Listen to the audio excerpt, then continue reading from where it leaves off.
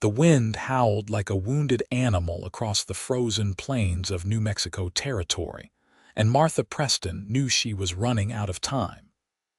The wagon lurched violently over another rut in the road, and she heard one of the children cry out from beneath the canvas covering. Her fingers were so numb she could barely feel the reins anymore, but she kept driving, kept pushing the exhausted horses forward through the blinding snow. It was December of 1882, and she had left Silver City 3 days ago with 8 orphans, planning to deliver them to the church in Santa Fe before Christmas. The storm had blown in yesterday afternoon, turning what should have been a simple journey into a desperate fight for survival. Martha was 24 years old, and until 6 months ago, she had been a schoolteacher with no connection to orphans or charity work. Then her sister Rebecca had died of pneumonia, leaving behind twin boys with no other family. Martha had taken them in without hesitation, and somehow word had spread. Soon, she found herself caring for 6 more children whose parents had succumbed to illness, accidents, or the harsh realities of frontier life.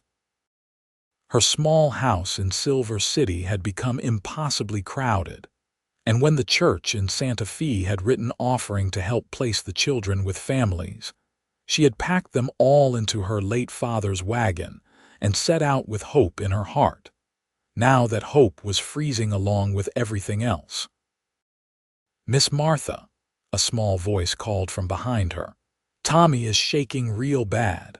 Martha's heart clenched. Tommy was only 5, the youngest of the group. She pulled back on the reins, bringing the horses to a halt. The wind immediately began piling snow against the wagon wheels. She tied off the reins and climbed back into the covered area, her skirts heavy with ice. 8 pairs of eyes looked up at her from beneath every blanket she owned. The twins, Jacob and Joshua, were 10 years old and trying their best to look brave. Sarah was 12, holding tight to 7-year-old Emma. The 3 boys in the middle, ranging from 6 to 9, were huddled together for warmth. And there was little Tommy, indeed shaking violently despite being wrapped in 2 quilts. "We are going to be all right," Martha said, injecting confidence into her voice that she did not feel. "I can see lights ahead. There must be a ranch or a town. We will get you all warm very soon."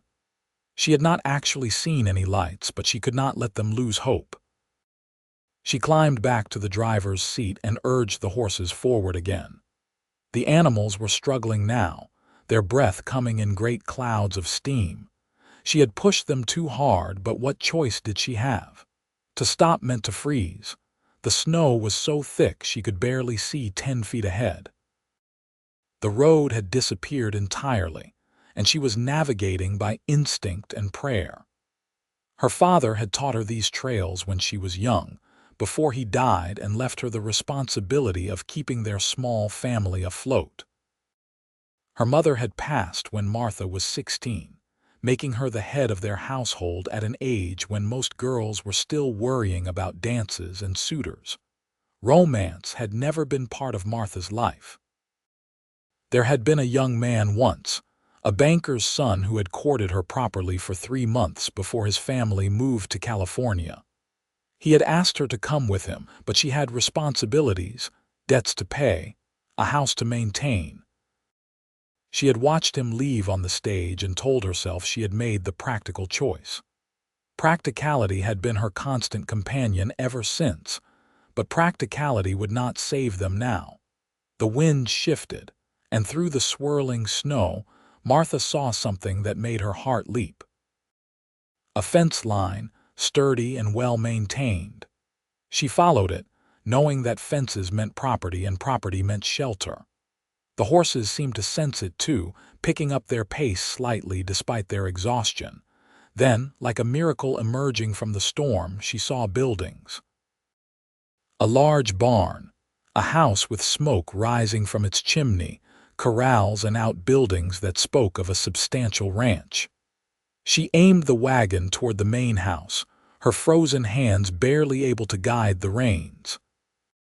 She had just pulled the wagon to a stop in front of the porch when the door opened and a man emerged.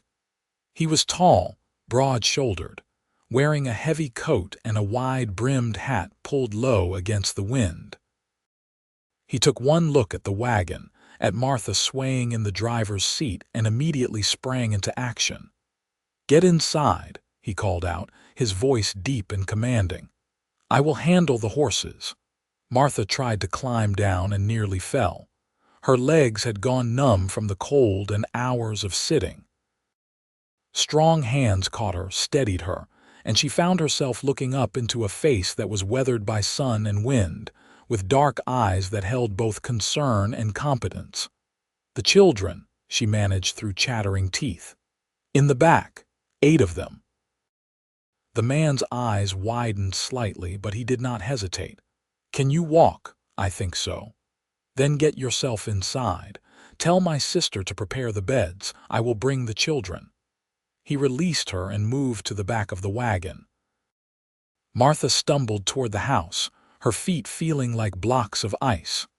The door opened before she reached it, and another woman appeared, middle-aged with kind eyes and graying hair pulled back in a practical bun. "Lord have mercy," the woman said, pulling Martha inside. "Gabriel saw your wagon from the window. Come to the fire quickly. You are half frozen." "The children," Martha said again, the words becoming a desperate mantra. 8 children in the wagon. They need warmth. They need food." "Gabriel will bring them," the woman assured her, guiding Martha to a large fireplace where blessed heat radiated. "I am Helen Kramer. This is my brother's ranch. We will take care of everyone, I promise you." Martha's hands began to burn as feeling returned to them. She heard the door open and turned to see the man, Gabriel, carrying 2 children. He had Tommy in one arm and Emma in the other, both wrapped in their quilts. Helen immediately took charge, directing him to lay them near the fire but not too close. Gabriel made 3 more trips, bringing in all 8 children. On his final trip, he also carried Martha's bag and the food supplies she had packed. The house, which had seemed quiet and orderly when she first entered, was now full of shivering children and organized chaos. Helen moved among them with practiced efficiency, checking each child for signs of frostbite, removing wet outer clothing, wrapping them in dry blankets. Gabriel had disappeared, presumably to tend to the horses, and Martha felt a stab of guilt. Those horses had carried them through impossible conditions, and she had not even thanked the man who was now caring for them. "Drink this, dear," Helen said, pressing a cup of hot broth into Martha's hands.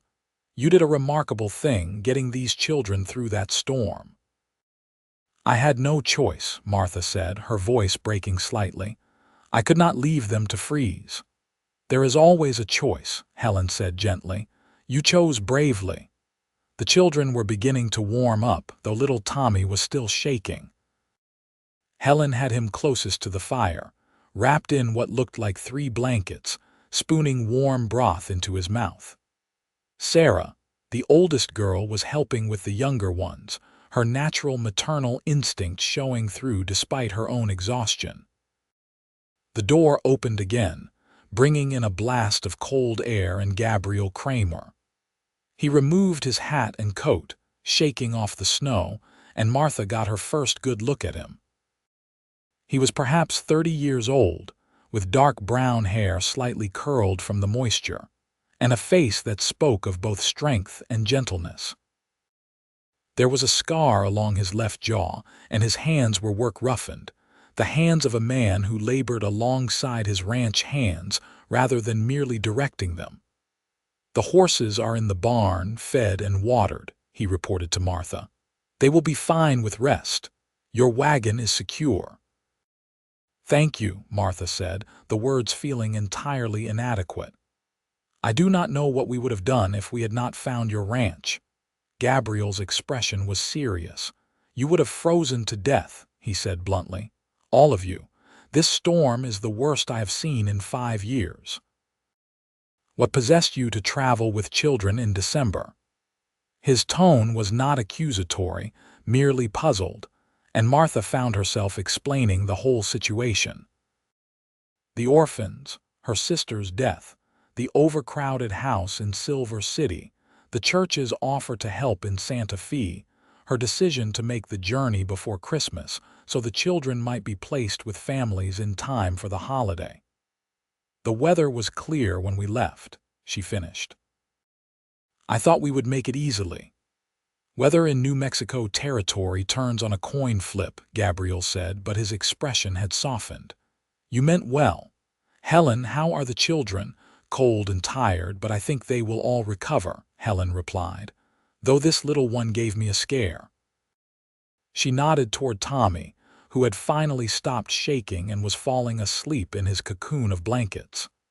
"We have plenty of room," Gabriel said, and Martha noticed he was looking at her as he spoke. "The ranch house has 6 bedrooms. Helen and I only use 2. The children can stay as long as needed, until the storm passes and you can continue your journey safely."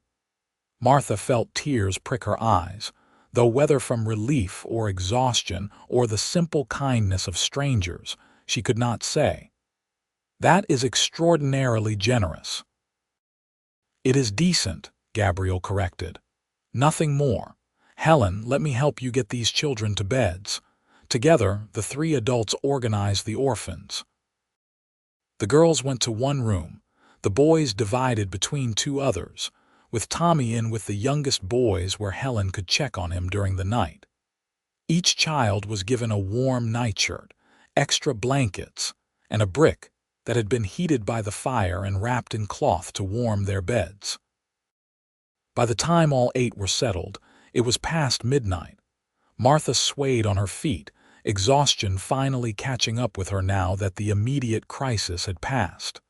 Helen noticed immediately. "You are going to the 4th bedroom, and I will hear no arguments," she said firmly. "Gabriel, bring up hot water for washing. I will find her a clean nightgown." Martha was too tired to protest. She let Helen lead her upstairs to a comfortable room with a real bed, a luxury she had not experienced since leaving Silver City.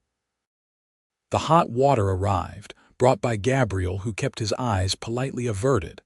Helen helped her out of her frozen, filthy traveling clothes and into a soft flannel nightgown. "Sleep as long as you need," Helen said, tucking quilts around her as if she were one of the children. "Everything will look better in the morning." Martha wanted to stay awake, to properly process everything that had happened, but her body had other ideas. She fell asleep almost instantly, warm and safe for the first time in days. She woke to bright sunlight streaming through the window and the sound of children's laughter. For a moment, she was disoriented, not recognizing the room. Then memory flooded back, and she sat up quickly, noting that her dress had been cleaned and was hanging by the door, though still damp in places. Helen had left another dress on the chair, older and simpler than Martha's own, but clean and dry. Martha dressed quickly, plaited her dark brown hair into a simple braid, and made her way downstairs. The scene in the kitchen stopped her in the doorway. All 8 children were seated around a large table, eating what appeared to be pancakes with honey. Helen was at the stove, cooking more, while Gabriel sat at the head of the table, listening with apparent fascination as Joshua told him an animated story about a frog he had once caught. "Miss Martha." Emma spotted her first, and suddenly all the children were calling out, their faces bright and happy in a way Martha had not seen since before they had set out on this ill-fated journey.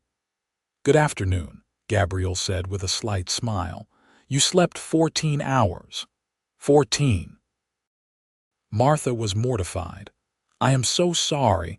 I never meant to impose on your hospitality for so long without even helping." "You were exhausted," Helen said practically. "Sit down and eat. The children have been telling us all about your journey."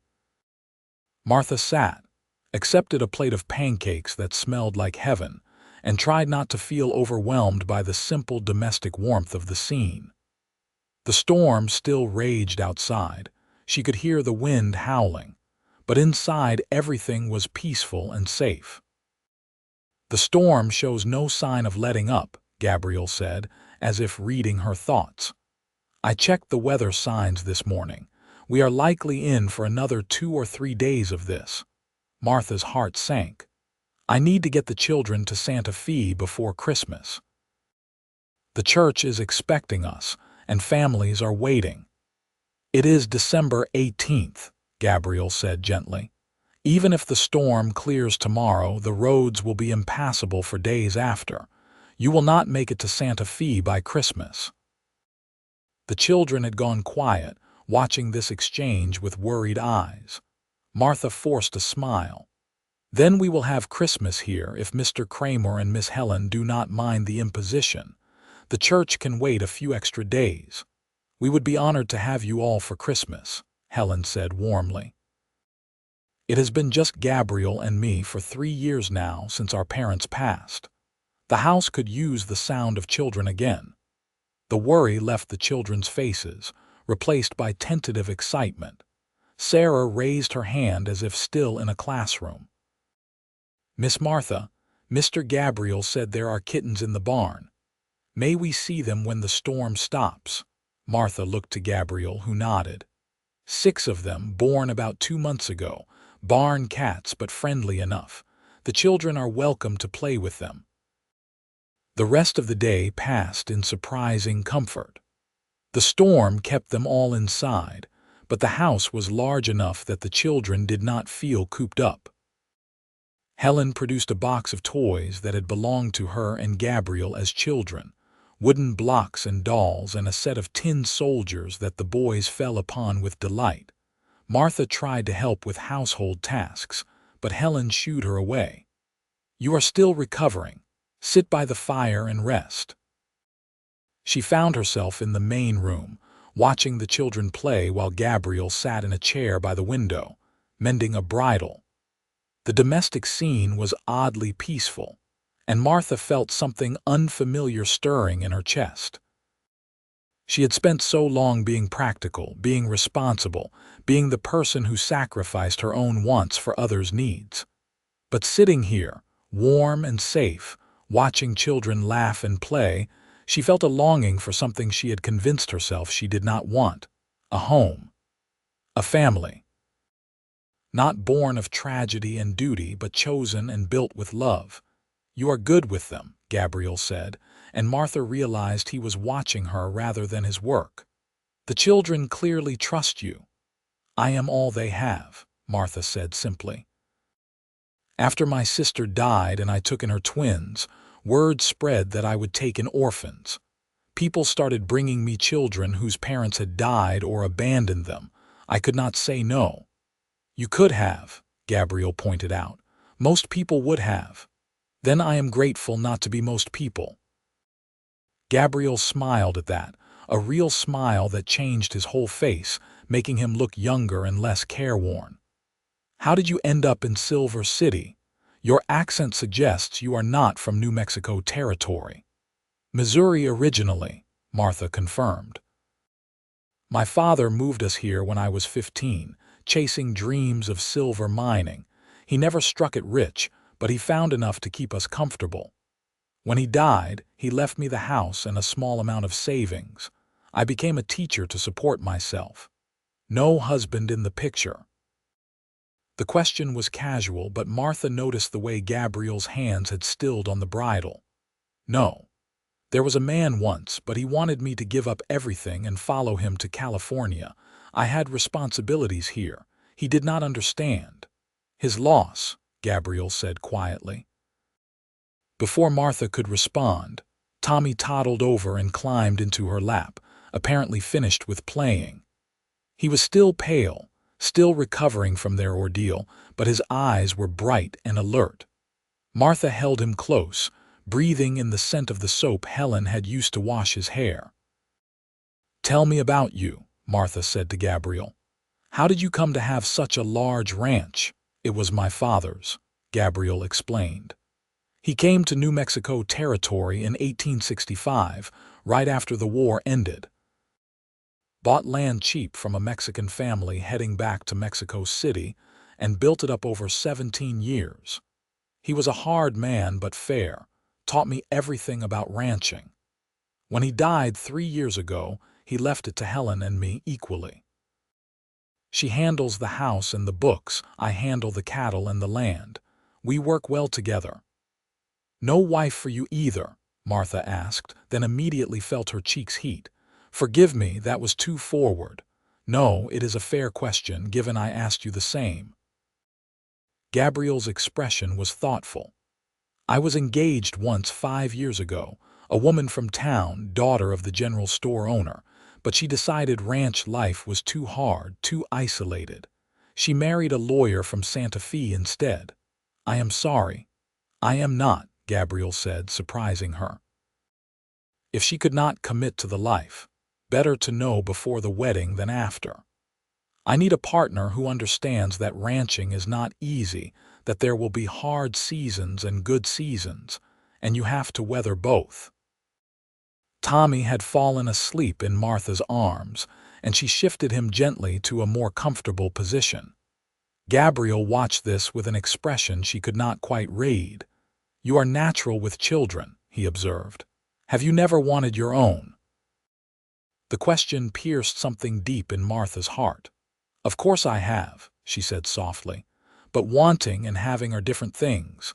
I have responsibilities, children depending on me. There is no room in my life for romance or marriage or babies of my own. There could be, Gabriel said. If you found the right partner, someone who would share those responsibilities, help carry the load. Their eyes met, and Martha felt something electric pass between them. She looked away first, unsettled by the intensity of her own reaction. She had known this man for barely 24 hours. These feelings made no sense. But when had feelings ever been sensible? The storm continued through that day and into the next. On the second day, the children were restless with cabin fever, so Helen organized games and songs. Gabriel produced a harmonica and played surprisingly well, leading them in frontier ballads and silly songs that had the children giggling. Martha watched him with the Orphans and saw a patience and gentleness that spoke of a good heart beneath the weathered exterior. That evening, after the children were in bed, the 3 adults sat by the fire. Helen was knitting, her needles clicking rhythmically. Gabriel was reading a week-old newspaper that had arrived before the storm. Martha was attempting to mend one of Jacob's shirts that had torn. You should stay, Helen said suddenly, not looking up from her knitting. Martha's hands stilled. I beg your pardon, after the storm. Instead of going to Santa Fe, you should stay here. Now Helen did look up, her eyes earnest. Gabriel and I have this huge house with empty bedrooms. We have a barn full of animals, space for children to run and play. You have 8 orphans who need a home. It makes practical sense. Helen, Gabriel said, his tone warning. I am just being sensible, Helen protested. And you know I am right, little brother. We have room, we have resources, and these children need stability. Miss Preston clearly cares for them deeply. Why send them off to be parceled out to strangers when they could stay together as a family? Martha's heart was racing. The offer was generous, incredibly so, but it was also complicated. The church in Santa Fe is expecting us. They have families waiting, families who want children. Do those families want 8 children? Helen challenged. Or will your orphans be separated, sent to different homes, never to see each other again? Look at how they are together, Miss Preston. They have become siblings, a unit. Would you really break that apart? Martha had not let herself think about it too deeply, but Helen's words struck home. The twins would certainly stay together, but what about the others? Sarah was old enough to be useful for household work. She would be placed easily. But little Tommy was still so small, and the middle boys were at difficult ages, too old to be babies but too young to work. Families might take one or two, but all 8 together. "It is worth considering," Gabriel said quietly. "Not deciding tonight, but thinking about. The offer is genuine. We have the space and the means." Martha excused herself shortly after, claiming tiredness, though in truth she needed to think. In her borrowed room, she stood by the window and looked out at the snow still falling steadily. The storm had trapped them here, but perhaps that was providence rather than bad luck. Could she really stay? Could she make a home here at this ranch with these kind strangers? The idea was both terrifying and thrilling. And then there was Gabriel himself. The way her heart skipped when he smiled. The awareness that prickled over her skin when he was near. The longing she felt watching him interact so gently with the children. She barely knew him, but something in her recognized something in him, like calling to like. But that was foolish. That was the kind of romantic nonsense she had trained herself not to indulge in. Practical Martha Preston did not fall in love with handsome cowboys after 2 days of acquaintance. Except, apparently, she did. On the 3rd day, the storm finally broke. Martha woke to silence, the absence of howling wind so striking it pulled her from sleep. She went to the window and saw a world transformed. Snow blanketed everything in pristine white, sparkling under a clear blue sky. It was beautiful and treacherous, the drifts so deep they would make travel impossible for days yet. At breakfast, Gabriel confirmed her assessment. "The main roads will not be passable for at least a week, possibly 2. We are well stocked here, so there is no hardship in you staying." "But I know you had plans." "Plans can change," Martha heard herself say. "If your offer still stands, I would like to discuss the possibility of staying, not just until the road's clear, but longer. Permanently, perhaps." Helen's face lit up. Gabriel's expression remained carefully neutral, but Martha saw something flicker in his eyes. Hope, maybe. They talked through the practical matters after the children had gone outside to play in the snow under Helen's supervision. Gabriel was frank about the ranch's finances, which were solid but not extravagant. There was enough to support the additional people, especially since Martha had some savings of her own she could contribute. The house genuinely did have room, and Helen's excitement at having children around again was palpable. "What would my role be?" Martha asked. "I will not be a charity case, Mr. Kramer. I need to contribute to be useful."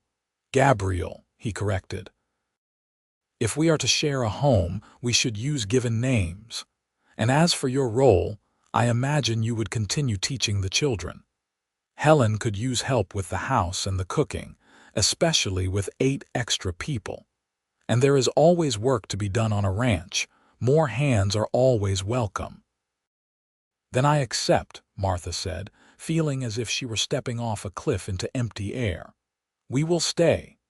The smile Gabriel gave her was like the sun coming out. "I am very glad."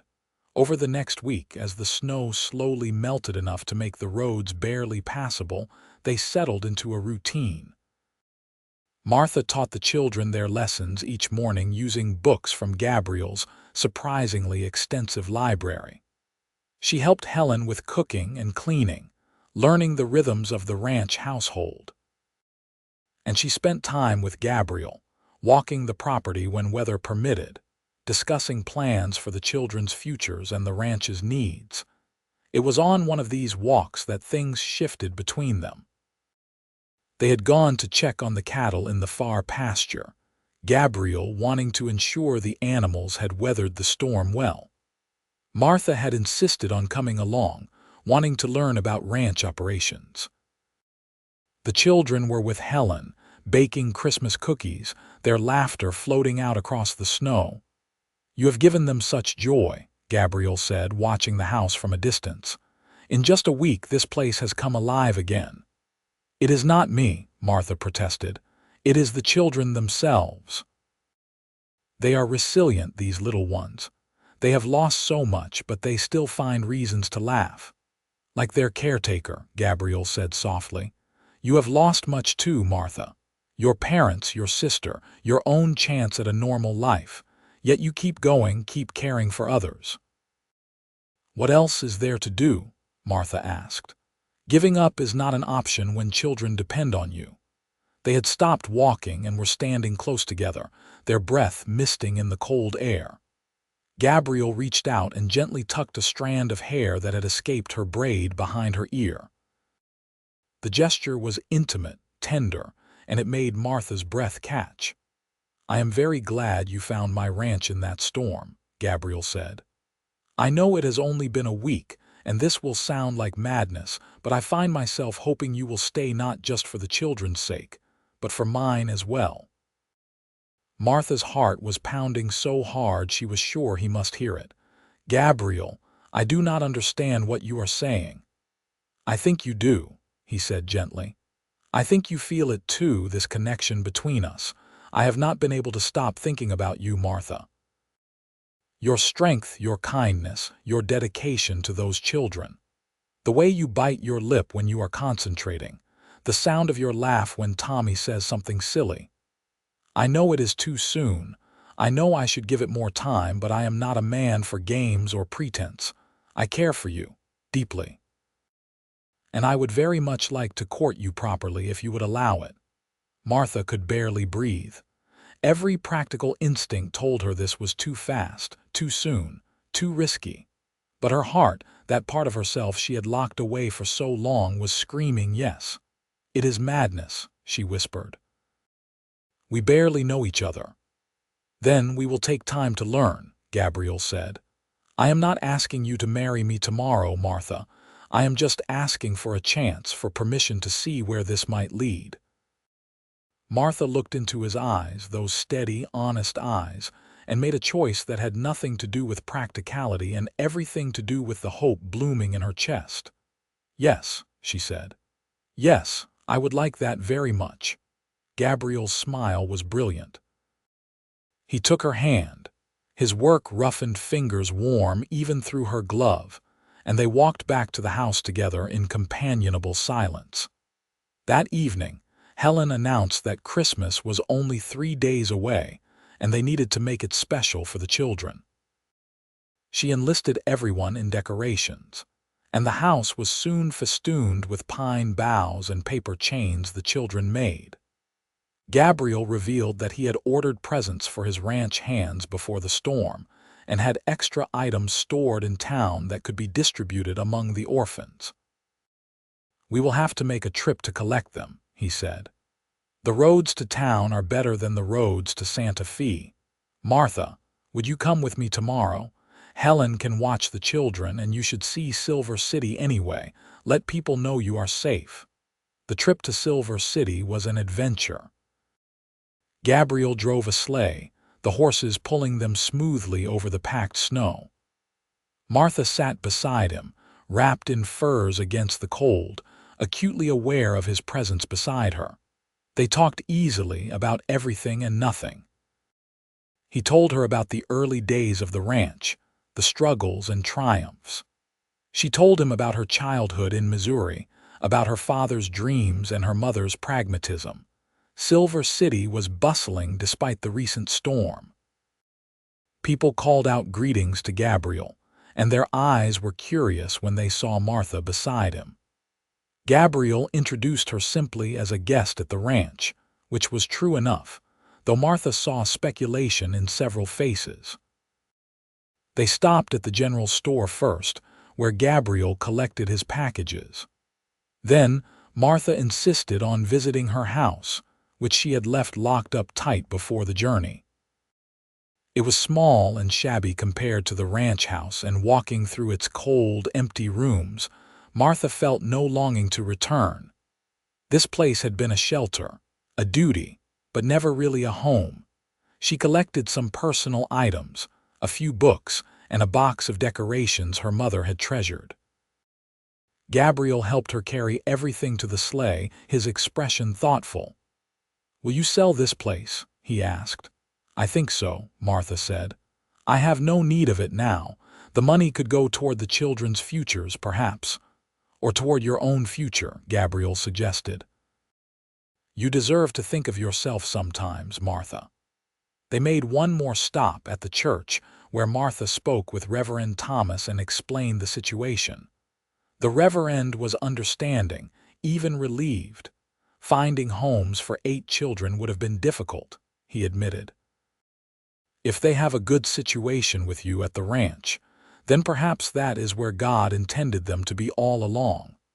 On the ride back, the sun was setting, painting the snow-covered landscape in shades of pink and gold. Gabriel had been quiet since leaving town, and Martha sensed he was working up to saying something. "Martha," he finally said, "I want you to know that there is no pressure in our arrangement. You and the children have a home at the ranch for as long as you want it, regardless of what happens between you and me personally. I would never use housing as leverage in courtship." Martha was touched by his consideration. "I know that, Gabriel. You are an honorable man." "I try to be," he said. "But I also want to be honest about my feelings. I meant what I said yesterday. I care for you, and those feelings are growing stronger every day. But I understand that you need time, that trust must be built." "I care for you too," Martha admitted, the words both frightening and liberating. "It terrifies me how quickly. I have spent so long protecting my heart, being practical. This feels like jumping off a cliff." "Then we jump together," Gabriel said, and he reached over to take her hand. "No rushing, no pressure, we see where it leads." Christmas Eve arrived with clear skies, and the children's barely contained excitement. Helen had been baking for days, and the house smelled of cinnamon and sugar. Gabriel had cut down a small pine tree, and the children had decorated it with strings of popcorn and paper ornaments. Presents were wrapped and hidden, and there was to be a special dinner followed by carols and stories. Martha had not felt such anticipation for Christmas since she was a child herself. She helped Helen prepare the feast, while Gabriel kept the children occupied outside, building snow forts and having snowball fights. Watching through the window, seeing him lift Tommy onto his shoulders so the little boy could reach high enough to pack snow on top of their fort, Martha felt her heart overflow with affection. This was what family felt like. Not obligation or duty, but choice and joy. That evening after dinner, they gathered in the main room. The children sat on the floor near the tree, faces glowing in the firelight. Helen sat in her favorite chair, knitting as always. Gabriel and Martha shared the settee, sitting close enough that their shoulders touched. Gabriel read the Christmas story from the Bible, his deep voice giving weight and beauty to the familiar words. Then they sang carols, Helen's clear soprano blending with Gabriel's baritone and Martha's alto, while the children provided enthusiastic, if not always melodious, support. When it was time for bed, the children begged to open just one present. Gabriel relented, and each child received a peppermint stick, which they carried off to bed as treasures. Martha helped Helen tuck them in, listening to their prayers, their sweet voices thanking God for warmth and safety in their new home. When she came back downstairs, Gabriel was alone by the fire. Helen had retired to her room, giving them privacy. "They are happy," Martha said, sitting beside him again. "Truly happy. I've not seen them like this since before their parents died." "You gave them that," Gabriel said. "Your love, your dedication.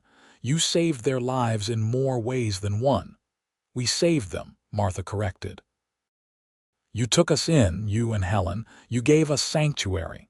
Gabriel turned to face her fully, his expression serious.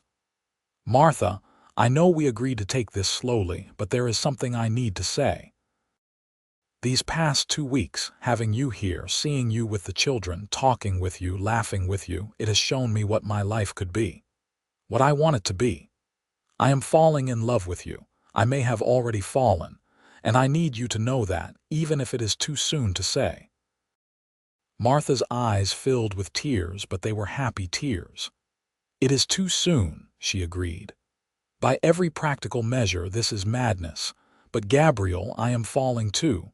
I think I started falling the moment you helped me down from that wagon, half frozen and desperate. You did not hesitate, did not question, just helped.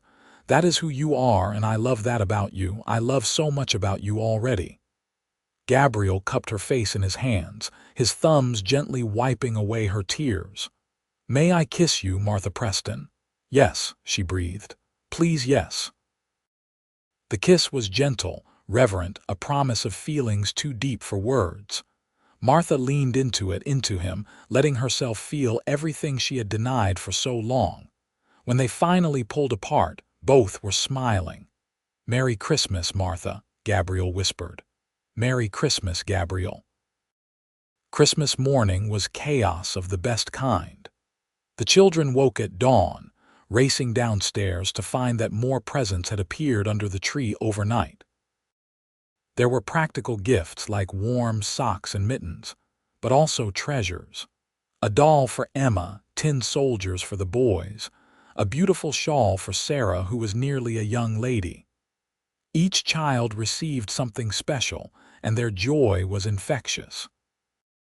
Helen gave Martha a beautiful quilt she had been secretly working on, and Gabriel presented her with a book of poetry he had sent for from a catalog. Martha had not expected gifts, having been too busy to prepare any, but Helen waved off her embarrassment.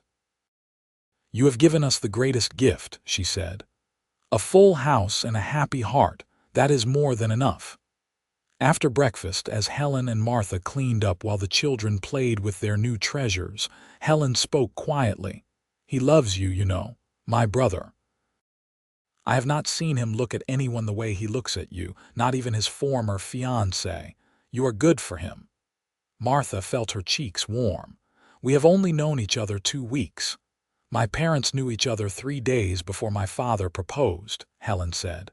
"When you know, you know." The heart does not operate on convenient timelines. "I care for him deeply," Martha admitted, "but there is so much to consider. The children, the ranch, my life in Silver City." "What life in Silver City?" Helen challenged gently. "You said yourself that house was never a home. You have no family there, no ties that bind. Everything you need is right here." Over the following weeks, as winter settled in and the new year arrived, Martha could not deny the truth of Helen's words. Life at the ranch had become her life fully and completely. The children thrived in the open spaces, the fresh air and good food bringing color to their cheeks.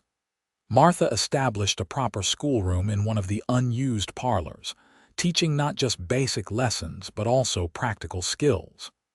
Sarah showed aptitude for sewing and began helping Helen with mending.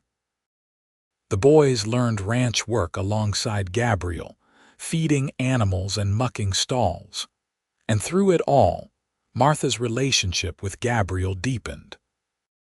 They stole moments together, walks in the evening after the children were abed, conversations by the fire, stolen kisses in the barn when no one was looking.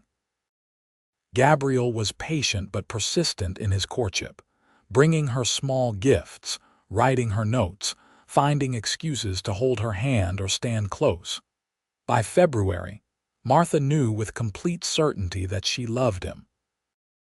Not the cautious, practical affection she had felt for the banker's son all those years ago, but a deep, consuming love that made her want to build a life with this man, to wake up beside him every morning and fall asleep in his arms every night.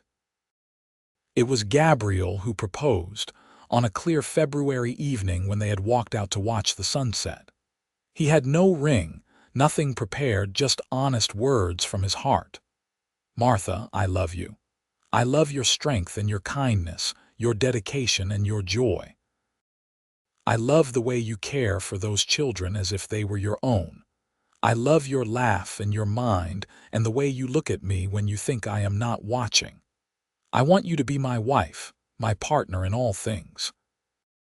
I want to raise those children together and maybe add a few more of our own if God wills it.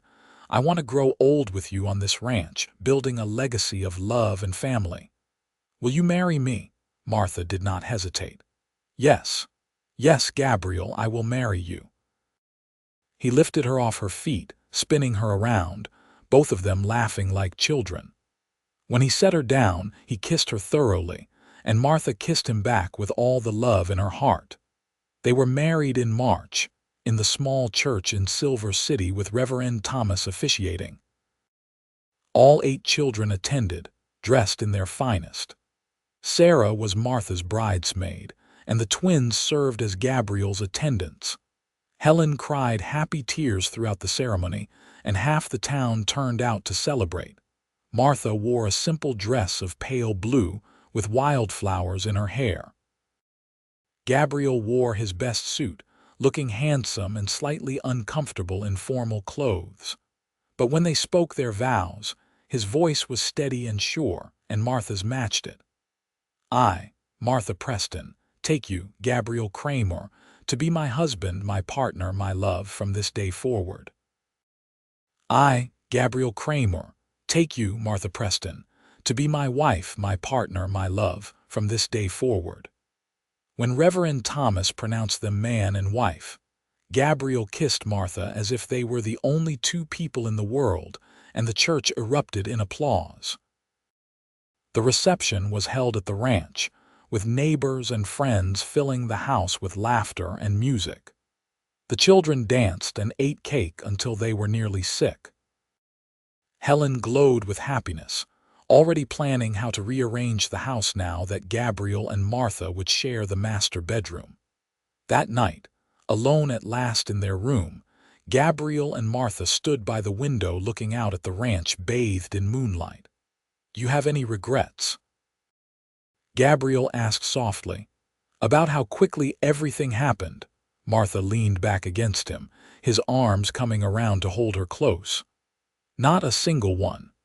I spent so many years being practical, denying myself happiness because it did not seem responsible.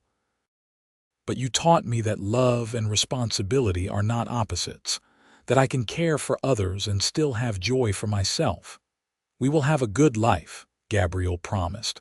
"I will do everything in my power to make you happy." "You already have," Martha said, turning in his arms to face him. "You gave me a home, a family, a future I never dared dream of. You gave me love, Gabriel. Real, honest, enduring love. That is everything." Their first kiss as husband and wife was tender and full of promise, the beginning of their true journey together. The years that followed were full and rich. The children continued to grow and thrive. The twins, Jacob and Joshua, developed into strong young men who worked the ranch alongside Gabriel. Sarah blossomed into a beautiful young woman who eventually married a teacher from Silver City and started her own family. Emma showed a talent for music and became the church organist. The middle boys each found their paths, some staying with ranching, others pursuing trades in town. Little Tommy, the child who had nearly frozen in the storm, grew up to be a doctor, crediting Martha's care during that frightful journey with inspiring his calling. But through it all, the core of the family remained Gabriel and Martha. Their love the foundation on which everything else was built. They added 4 children of their own to the family. First came a son they named Matthew, born a year after the wedding. Then twin girls, Grace and Hope, who arrived 2 years later. And finally, another boy, Daniel, born when Martha was 32. The ranch house, which had once seemed too large and empty, was now perpetually full of noise and life. Gabriel expanded the operation, buying more land, increasing the herd. Martha continued teaching, not just their own children but also children from neighboring ranches who came for lessons. They faced hardships, of course. A drought year when water was scarce and they nearly lost half the cattle. An outbreak of fever that swept through the territory, sparing their family only through Martha's diligent nursing. The slow, sad decline of Helen's health as she aged, though she lived long enough to see all the children grown and settled. But through every trial, Gabriel and Martha faced it together, their partnership strengthened by shared adversity. They learned each other's rhythms, the way Gabriel grew quiet when worried, the way Martha threw herself into work when anxious. They learned to communicate without words, to support without smothering, to love without losing themselves. On their 10th anniversary, Gabriel took Martha back to the spot where he had proposed, where they often walked in the evenings when they could steal time alone. "You remember that storm?" he asked, his arm around her waist. "10 years ago, when you came driving through the snow with a wagon full of frightened children." "I remember thinking we were all going to die," Martha said. "I remember seeing your house appear like a miracle through the blizzard. I remember seeing you on that wagon seat, half frozen but still fighting," Gabriel said. "I remember thinking you were the bravest person I had ever seen. And then I got to know you, and I realized brave did not even begin to cover it. You were strong and kind and dedicated and beautiful, and I fell in love with you so fast it scared me." "I was scared too," Martha admitted. "I had protected my heart for so long, convinced myself I did not need or want love. And then you looked at me with those honest eyes and offered me not just shelter but a home, a real home. How could I not fall in love with you?" Gabriel kissed her forehead, a gesture of tenderness that still made her heart flutter after 10 years. "I told you that night I had room. Room in my house, room in my life. But what I really meant was that I had room in my heart. For you, for the children, for all the love and chaos and joy that came with you. You filled up all those empty spaces, Martha. You made everything complete." Martha turned in his arms, looking up at the man she loved more than she had thought possible.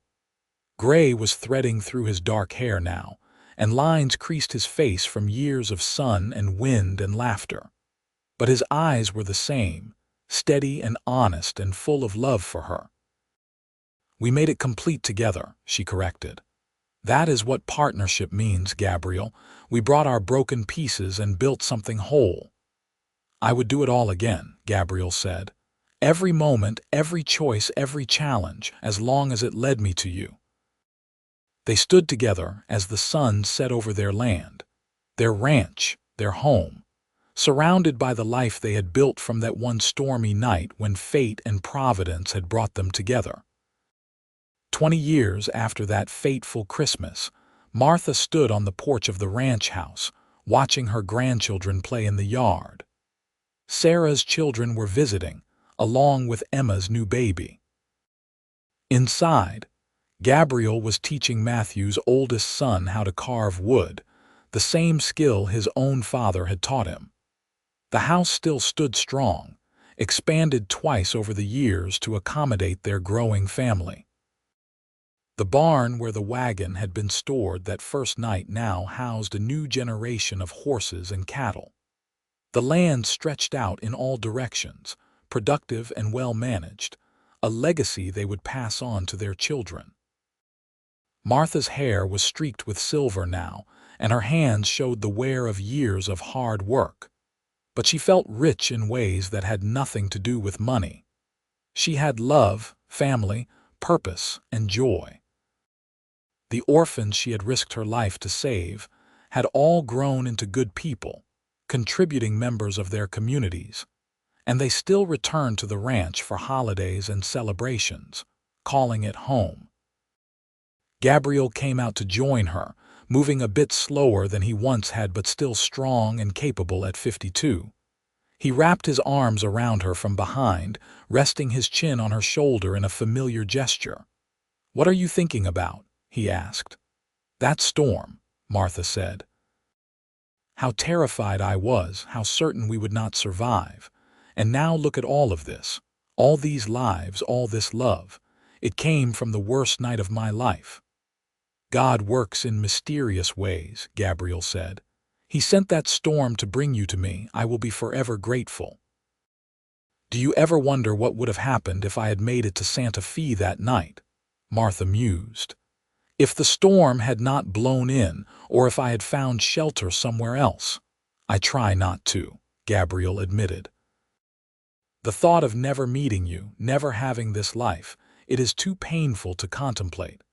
I believe we were meant to find each other, Martha. The storm was just the path. One of the grandchildren, little Gabriel Jr., came running up to the porch, his face flushed with excitement. Grandma, Grandpa, come see the fort we built. They let themselves be pulled into the game, playing with the children until everyone was called in for supper. The long table that Gabriel had built specifically to accommodate their large family was crowded with 3 generations, everyone talking and laughing and reaching for food. Martha looked around at these faces, these people she loved, and felt a profound sense of gratitude. She had set out on that journey so long ago with 8 orphans, hoping to find them homes. Instead, she had found home herself. That night, in the privacy of their bedroom, Gabriel held Martha close as they prepared for sleep. I love you, he said, the same words he spoke every night, words that never grew old or lost their meaning. I love you too, Martha replied, the same truth she had spoken for 20 years. Outside, snow began to fall, gentle and peaceful, nothing like that terrible storm from so long ago. But Martha did not fear the snow anymore. She was safe and warm, surrounded by love, held in the arms of the man who had seen her at her most desperate and offered her everything. I have room, he had said that night, and he had meant it with all his heart. Room in his house, room in his life, room in his heart. And Martha had filled those spaces with all the love she had denied herself for so long. Together, they had built something beautiful from that one moment of crisis, turning tragedy into triumph, fear into love, strangers into soulmates. And that, Martha thought as she drifted off to sleep, was the greatest gift of all. Not just survival, but the abundant life that came after. Not just shelter from the storm, but a home filled with love and laughter and legacy. Gabriel and Martha Kramer lived another 20 years in that ranch house, seeing their children's children grow and start families of their own. They worked the land together until they could not anymore, then sat on the porch and watched others do it, offering advice and encouragement. When Gabriel passed at 74, it was peacefully in his sleep, Martha's hand in his, surrounded by family. And when Martha followed 2 years later at 76, her last words were about that storm, about the night that changed everything, about the cowboy who had helped unload her wagon and changed her life. The ranch stayed in the family, passed down through generations, each one hearing the story of how it all began. How their grandmother had driven through a terrible storm with 8 orphans, how their grandfather had helped unload them and said he had room, how love had grown from that one act of kindness into a legacy that would endure for generations. The original orphans, those who were still alive, gathered for Martha's funeral, now elderly themselves but still remembering the woman who had saved them, who had given them a home and a future. They told their own children and grandchildren about Miss Martha, about the ranch, about the love story that had begun in a blizzard. And on the mantel of the ranch house, in a place of honor, sat a photograph from Gabriel and Martha's wedding day. 2 people looking at each other with such love and joy that it radiated from the aged paper. Beneath it, carved into the wooden frame by Gabriel's own hand years ago, was a simple inscription. From storm to shelter, from strangers to soulmates, from broken pieces to a beautiful whole.